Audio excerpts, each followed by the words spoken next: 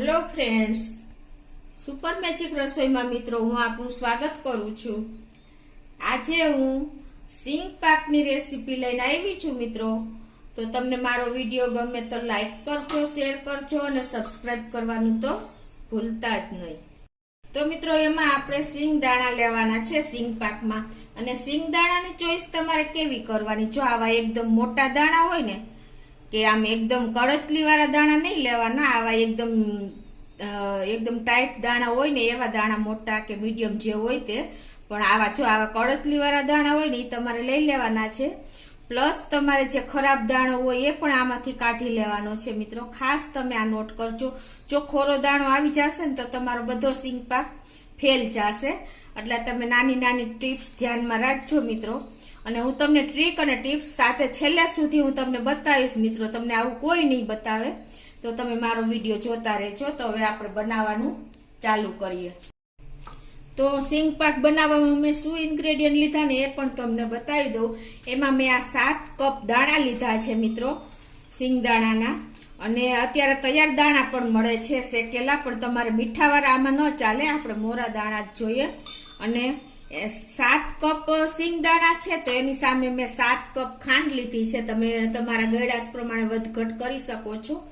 અને 7 table spoon મેં milk powder લીધો છે મિત્રો। આને હિસાબે આપણો સિંગ પાક એકદમ ટેસ્ટી થશે। તો હવે આપણે ચાલુ કરીએ।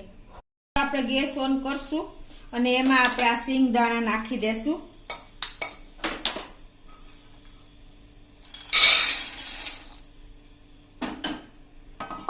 અને આ સિંગ દાણાને આપણે સ્લો ટુ મીડિયમ ફ્લેમ ઉપર જ શેકવાના છે મિત્રો।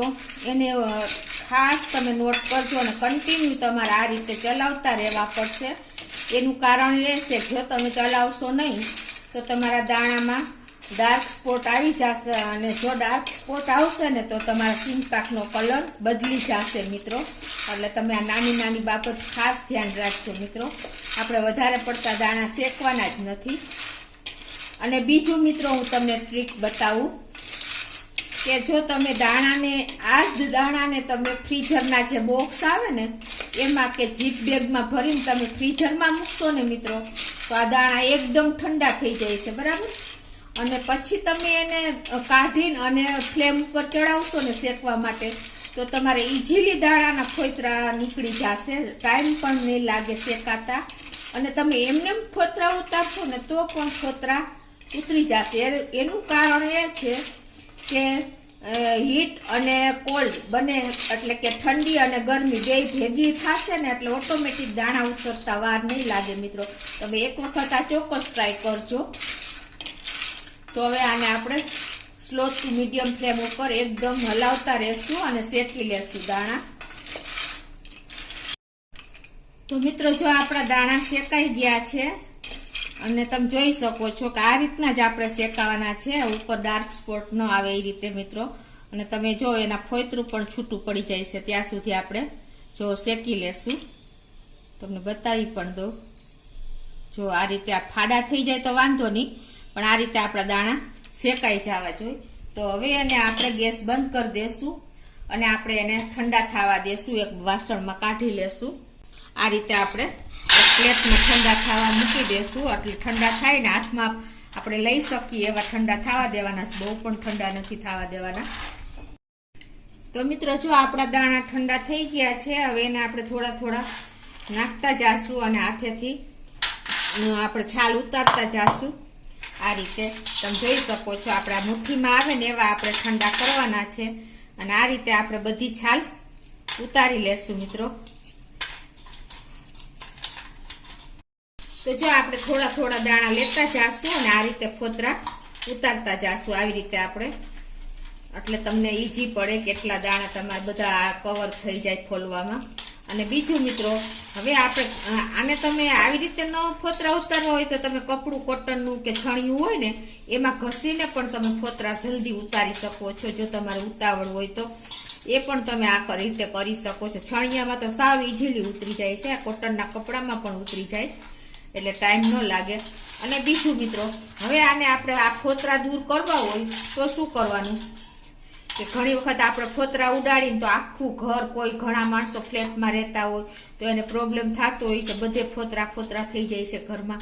તો એના માટે તમે જો આ રીતે પણ તમે કરી શકો છો, આ રીતે. અને આ રીતે અલગ અલગ દાણા આ રીતે કરતા જાઓ મિત્રો તો પણ ચાલે. અને બીજી રીત પણ તમને બતાવી દો. તમે આ રીતે હળવે આ રીતે લેતા જાઓ અને આવી રીતે તમે અલગ કરતા જાઓ ને તો પણ તમારું ઘર ગંદુ નહીં થાય મિત્રો. આ રીતે આને તમારે અલગ વાસણમાં લઈ લેવાનું. અને બીજી હાવ તમે ઝાઝી ક્વોન્ટિટી હોય તમારી પાસે, અને જો તમારે જલ્દી ફોતરા ઉતારવા હોય ને તો ઘણા પાસે સુપડા તો હોતા નથી, તો શું કરવાનું કે આને તમારે જો આવી રીતે હું તમને બતાવું તો બીજું શું કરવાનું મિત્રો, જો તમારી પાસે ઝાઝી ક્વોન્ટિટી હોય અને તમારે એવી રીતે બહુ ટાઈમ લાગે, આપણે મેં તમને બતાવી મેથડથી, તો તમે શું કરો, જો આ રીતે બેજીન પાસે આવી જવાનું. તમારે કિચનની જે બેજીન હોય ને એ ભીની જ હોય, એટલે ક્યાંય તમારા ફોતરા નહીં ઉડે, બેજીનમાં જ જશે અને ત્યાં ચીપકી જશે ભીનાશને હિસાબે. જો આ રીતે તમે જોઈ શકો છો મિત્રો. જો અને આ જે તમારા ફોતરા ઉડ્યા ને મિત્રો, એ તમે ઈઝીલી આ જો ભીનું આપણી જગ્યા હોય ને આ બેજીનની જગ્યા, તો ઈઝીલી તમે લઈ શકો છો, કોઈ જાતનું ટેન્શન ન લે મિત્રો. જોયું, તમારું ઘર ક્યાંય ગંદુ નહીં થાય, ખાલી બેજીનમાં જ જશે. તો તમને ખાસ આ મેં ટ્રીક બતાવી, નોટ કરજો. આપણે આ દાણાને ચાળી લેશું. એનું કારણ શું છે ખબર છે તમને, કે ચાળવું ખાસ જરૂરી છે ફોતરા ઉતાર્યા પછી. એનું કારણ એ છે કે જે આપણે આ મગફળીના જે પેલું બેજ હોય ને, જે અંદર રૂટ્સ હોય ને, આ દાણાનું જે મૂળ, એ આપણને પેટમાં જાય છે ને તો બહુ ઘણાને પ્રોબ્લેમ કરે છે. એટલે એ દાણા અલગ જ થઈ ગયા હોય આપણા હાથેથી જે મૈસરા હોય ને દાણા ફોતરા ઉતારવા માટે, એટલે એના રૂટ્સ બધા અલગ થઈ ગયા હોય. તો તમે એ રૂટ્સને કાઢી નાખવાના આ રીતે. જો મિત્રો, જો આ નીકળ્યા ને એના મોઢિયા કીએ ટૂંકમાં આપણે ગુજરાતી લોકો, તો આ મોઢિયા કાઢી નાખવાના. એનું કારણ એ છે કે જો આ પેટમાં જાય ને તો તમને દુખાવો કરે છે, ઘણી વખત ગેસ કરે છે. એટલે ખાસ તમે આ નોટ કરજો. જે લોકો સિંગ પાક બનાવે ને એને મારી બહેનોને ખાસ હું વિનંતી કરું છું કે આ તમે ખાસ કાઢી જ નાખજો. એને હિસાબે તમને કોઈ પ્રોબ્લેમ, ગમે એટલો સિંગ પાક ખાશો ને તો કોઈ પ્રોબ્લેમ નહીં આવે મિત્રો. તો તમે આવી નાની નાની ટ્રીક ખાસ ધ્યાન રાખજો. તો મિત્રો જો આ રીતે મેં બધા દાણાઓને છાલ ઉતારી લીધી છે, તમે જોઈ શકો છો, અને ચાળી પણ લીધા છે. હવે આને આપણે મિક્સર જારમાં ક્રશ કરી લેશું. તો મિત્રો હવે જો આપણે એને આ રીતે મિક્સર જારમાં થોડા થોડા લેતા જશું. બહુ જાજી ક્વોન્ટિટી નથી લેવાની.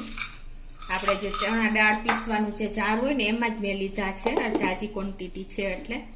હવે એને આપણે પલ્સ મોડ ઉપર ફેરવવાનું છે, કેમ કે જો આપણે કન્ટિન્યુ ફેરવશું ને 1 2 3 ઉપર તો આપણે સિંગનું ઓઇલ છૂટું, તેલ છૂટું પડી જાય છે અને લોચો પડી જશે.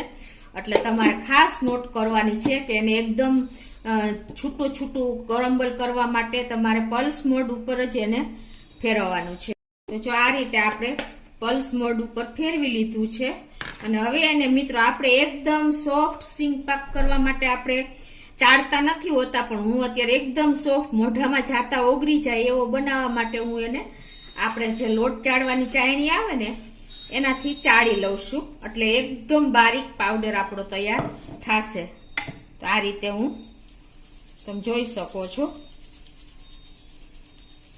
જો મિત્રો આટલું આપણે નીકળ્યું છે, તો હવે એને પાછું આપણે એક વાસણમાં અલગ લઈ લેશું અને એને પાછું આપણે ક્રશ મિક્સર જારમાં કરી લેશું.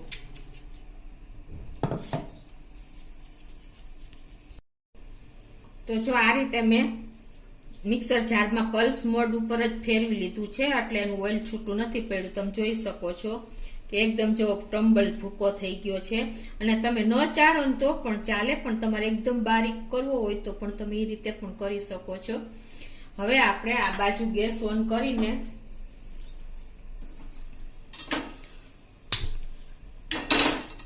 જે આપણે આ 7 કપ મગફળીના દાણા હતા, તો સામે હું 7 કપ ખાંડ લઉં છું. આ રીતે હવે એમાં ખાંડ ડૂબે એટલું જ, ખાંડથી અડધું ટૂંકમાં આપણે પાણી લેવાનું છે. 3.5 કપ જેવું મેં પાણી લીધું છે. અને હવે એને આપણે આ રીતે continue slow to medium flame ઉપર આપણે 1 તારની ચાસણી કરવાની છે. એટલે આ રીતે આપણે ચલાવતા રહેશું. તો જો આ રીતે આપણે સ્લો ટુ મીડિયમ ફ્લેમ ઉપર ખાંડ આપણી ઓગળી ગઈ છે મિત્રો. અને આપણે જો હવે 1 તાર થાય ને ત્યાં સુધી આપણે એને કરવાની, હલાવવાની છે. તો મિત્રો જો આપણે આ 7 કપ દાણા હતા સિંગ દાણા, એની સામે મેં 7 ટેબલ સ્પૂન જેવો મિલ્ક પાવડર લીધો હતો. એ પણ ક્રમ્બલ કર્યા પછી જો આમાં મિક્સ કરી દીધો છે, તમે જોઈ શકો છો. એટલે એકદમ આપણું જો આ ક્રમ્બલ એકદમ વ્હાઈટ લાગે છે અને ટેસ્ટ પણ જો આ જો તમને દેખાણું એકદમ સરસ, ટેસ્ટ પણ બહુ સરસ આવે છે. 7 ટેબલ સ્પૂન થી વધારે તમારે ક્વોન્ટિટી નથી કરવાની, કેમ કે નહીતર તમને મિલ્ક પાવડરનો વધારે અહેસાસ થશે. એટલે આ તમારે ખાસ નોટ કરવાનું છે. તો જો આપણી ચાસણી થવાની તૈયારી છે મિત્રો. આપણે 1 તારની ચાસણી કરવાની છે અને જો તૈયારી થઈ ગઈ છે. તો આ સ્ટેજે હવે આપણે એમાં 1 ટેબલ સ્પૂન જો અત્યારે હું ગુલાબ જળ લઈ લઈશું. તમારી પાસે કોઈ પણ જો કેસરનું એસેન્સ કે કાંઈ પણ હોય ને તો તમે એડ કરી શકો છો.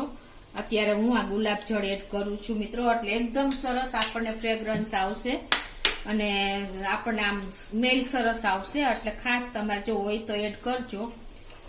અને હવે આપણી ચાસણી પણ જો થઈ ગઈ છે રેડી, તમે જોઈ શકો છો. ચીપચીપી થઈ ગઈ છે 1 તાર જેવી. જો આપણે આ ટીપું નાખ્યું, તમે જોઈ શકો છો રેરાતું નથી. એટલે આપણી ચાસણી પરફેક્ટ થઈ ગઈ છે. જો આ ટીપું મિત્રો તમે જોઈ શકો છો. તો હવે આપણે ગેસ બંધ કરી દેશું. હવે આપણે આ જે ક્રમ્બલ કર્યું છે ને એ આપણે એડ કરતા જાશું આ રીતે.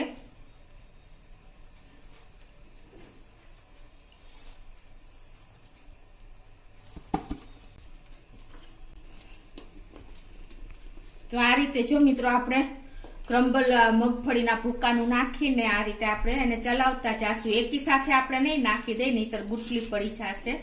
એટલે આ રીતે તમારે ધીમે ધીમે એડ કરતું જવાનું અને આપણે ચલાવતા જવાનું મિત્રો. હવે આપણે આ જે બાકી રહ્યું છે એ પણ નાખી દઈશ.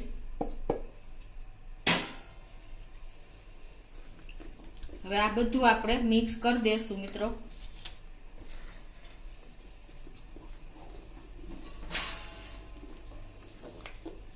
હવે મિત્રો આપણે આને સોફ્ટ બનાવવો છે એટલે મેં થોડુંક ચાસણી ઢીલી રાખી છે. અને હવે આને આપણે જો આ બધું મિક્સ મેં કરી લીધું છે. હવે આને આપણે કન્ટિન્યુ આ રીતે 2 થી 3 મિનિટ હલાવશું. એટલે એકદમ સરસ આપણો સિંગ પાક સોફ્ટ થશે. જો તમે આકરી ચાસણી લઈ લેશો ને મિત્રો તો આપણે જોઈને એવો સરસ આપણે કાજુ કતરી જેવો સિંગ પાક તૈયાર નથી થતો. એટલે આ પણ તમે ખાસ નોટ કરજો. અને મિત્રો આ તમે હલાવો ને ત્યારે ગેસની ફ્લેમ એકદમ સ્લો જ રાખવાની, નહીં તો તમારે નીચે બેસી જશે. એટલે ખાસ તમે આ નોટ કરજો.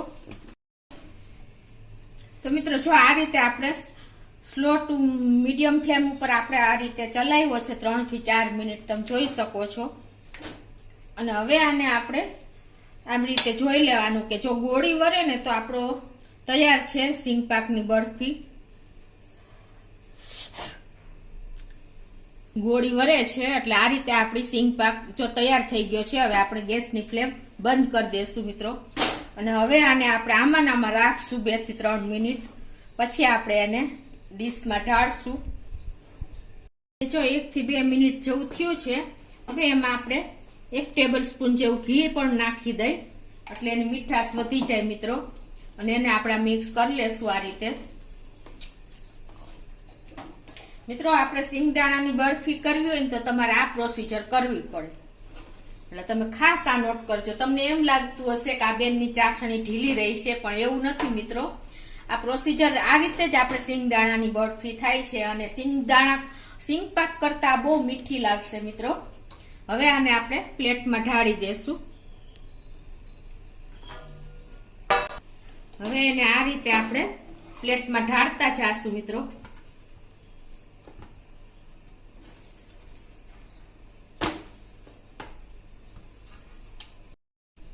અને આ રીતે આપણે એને પાથરી દેશું ડીશમાં, તમે જોઈ શકો છો. તો મિત્રો જો આ રીતે મેં થાળીમાં ઢાળી દીધો છે અને એકદમ વ્હાઈટ કેથી આ રીતે આપણે લીસો કરી લીધો છે. હવે અને બીજી પ્લેટમાં જે નાખ્યો હતો ને મિત્રો એ તમે જોઈ શકો છો. આ રીતે મેં રોટલો વણી લઉં છું હું.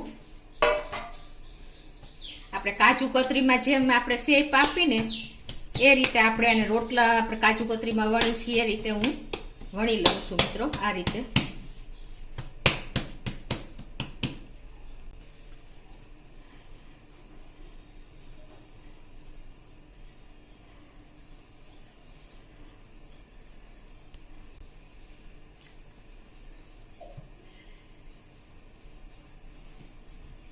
બહુ પાતળો નહીં કરવાનો, 1 ઇંચ જેવો આપણે જેવો તમારે રાખવો હોય એ રીતે તમારે કરવાનો છે. સ્ક્વેર શેપ આપો તો તમારે એકદમ સરસ ચોરસ પીસ થઈ જાય.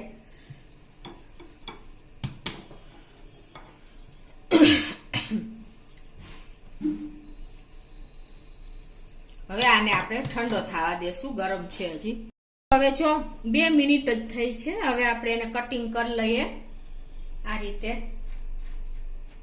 ઈઝીલી. જુઓ મિત્રો, એકદમ આપણે કાજુ કતરી હોય ને એટલી જ આમાં એકદમ એનું ટેક્સચર આવ્યું છે. તમે એક વખત તો આ રીતે ચોક્કસ ટ્રાય કરજો મિત્રો. પછી તમે મને જણાવજો કોમેન્ટ બોક્સમાં કે આપણી સિંગદાણાની બરફી કેવી થઈ છે. તો મિત્રો જો મેં પીસ કરી લીધા છે, તમે જોઈ શકો છો. આ થાળીમાં પણ કરી લીધા છે અને આ રોટલો વણીને પણ કરી લીધા છે. હવે તમને બતાવી દઉં તો આપણી આ સિંગદાણાની બરફી એકદમ રેડી થઈ ગઈ છે મિત્રો. તમે જોઈ શકો છો. જુઓ મિત્રો, તમને સિંગ પાક તો લાગશે જ નહીં, એટલી સરસ તમને જોઈ શકો છો. જો કેવી તૈયાર થઈ છે, એકદમ ડિલિશિયસ. તમને ખ્યાલ જ નહીં આવે, તમને એમ લાગશે કે આ કાજુ કતરી છે મિત્રો. જો એકદમ બાર જેવી જ તૈયાર થઈ છે. એટલે તમે ચોક્કસ આ રીતે મિત્રો ટ્રાય કરજો.